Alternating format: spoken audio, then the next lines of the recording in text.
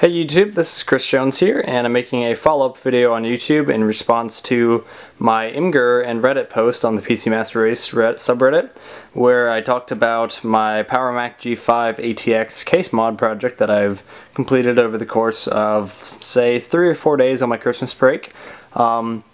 Basically, here's the final product. What I had initially was a Raid Max Helios case that was pretty much just a lackluster case. I really didn't like how it looked to begin with. The side panel acrylic window was coming off. The cable management was relatively poor, and it just really wasn't that good of a case. And then a couple months ago, I was gifted a non-working Powermac G5 from a coworker. Tried fixing it, realized it just really wasn't going to be worth the time. But I still kept on to the original case because it is just built so well.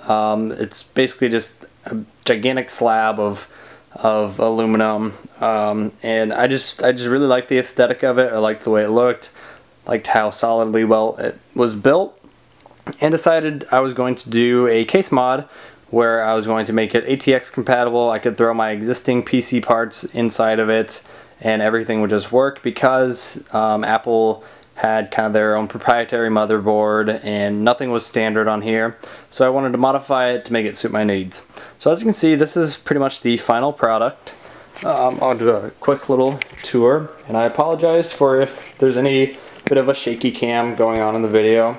I'm still trying to get used to this new T3i. And you can, first of all, you can tell that it is not the anodized aluminum and silver like it would be from Apple on any of their Macs today. I did spray paint the entire thing to a matte black, which I do like how it turned out. It does definitely have some imperfections, and this natural light kind of really helps exemplify them, but whenever it's kind of tucked away, you really don't notice them that much, and I don't really think it's that big of a deal. So if it has some scuffs and things, I apologize. I've had to transport this case a couple times. I went to a LAN party a couple of days ago. But anyways, we'll go ahead and take a tour of the front. As you can see, we have the DVD slot. And inside there's just, I don't even know what brand it is, just a standard DVD-RW drive that's mounted in there. It works just fine. You just go in Windows and eject, because there isn't like an eject button that's visible. So you just eject it from Windows, and then it just shoots out. This slides down, the drive comes out, and it works just as it would have normally.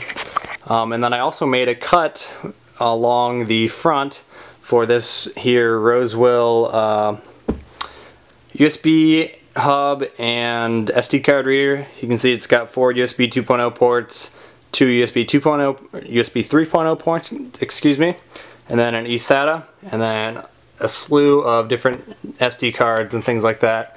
Right below it on the inside is a Arctic F12 PWM fan, and then I also have the front panel I/O, which is still fully functional. I bought a cable from Black CH Mods, which I'll have a link in the description for, that lets you use the existing front panel I/O and plug it directly into an ATX motherboard.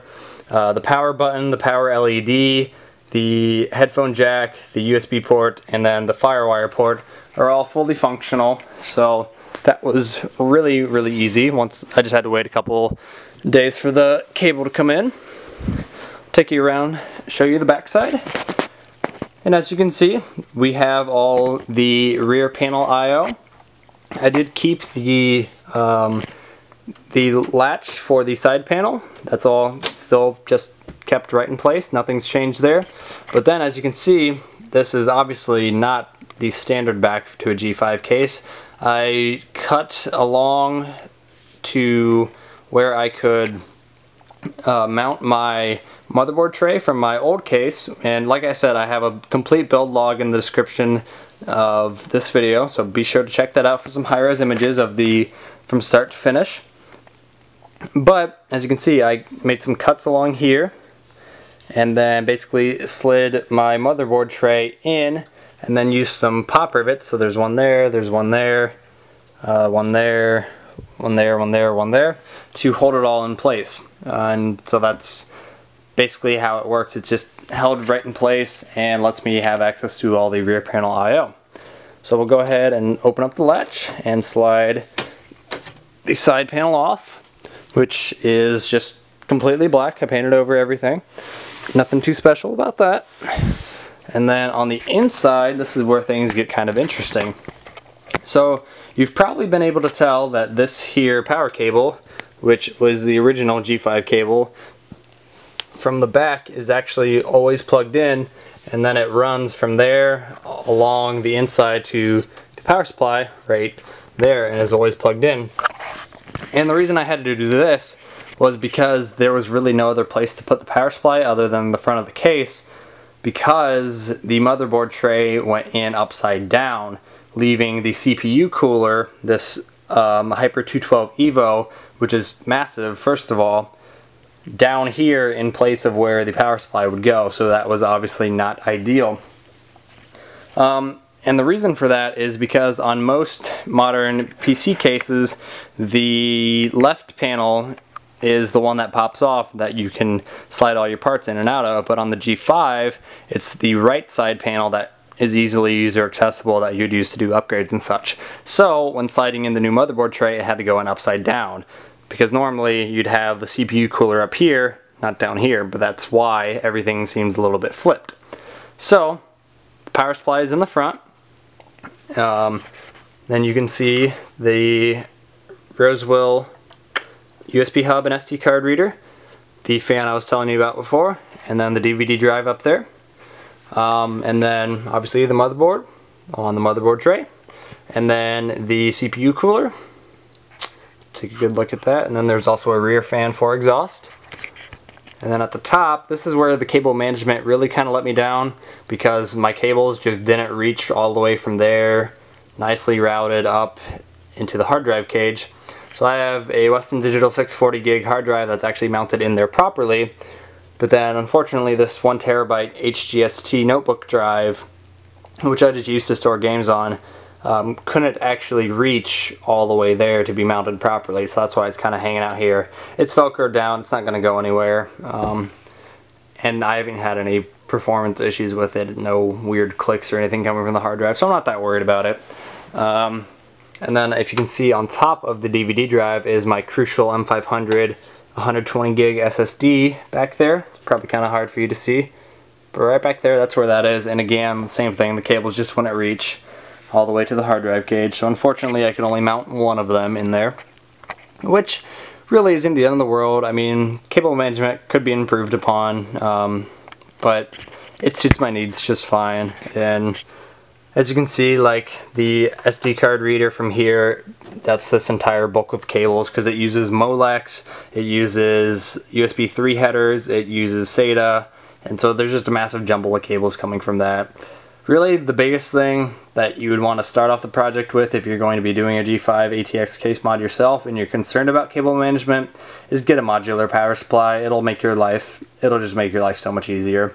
And the power supply is actually not mounted onto the bottom.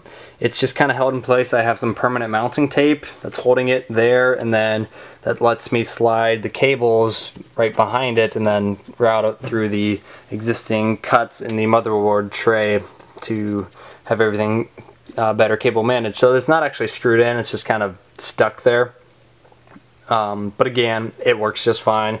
And then you can see there are other cables coming out from the power supply that are hidden underneath what would be the top of the old case, but is now the bottom of the motherboard tray for this case, so these cables can just slide underneath there and be out of sight.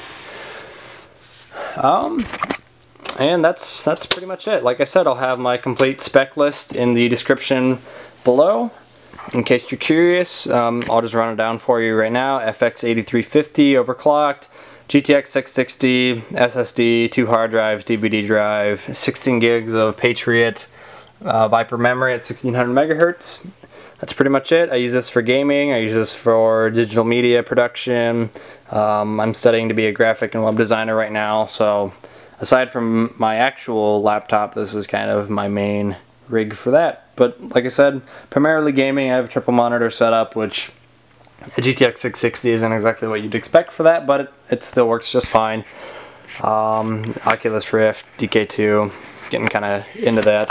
But anyways, enough of my rambling. This has been my overview video for my G5 ATX case mod. If you have absolutely any questions at all, please do let me know. I will do my best to answer them. If you're just curious about this, or if you're actually going to be doing a build in a G5 case yourself, like I said, I'll do my best to help you out. But anyways, this has been Chris Jones, and if you would like to see more of this type of stuff, as well as gaming videos, Oculus Rift demos, Android root tutorials, just anything PC gaming, honestly, I'll probably be posting on this channel. Go ahead and give me and subscribe to the channel, and other than that, I will catch you guys later.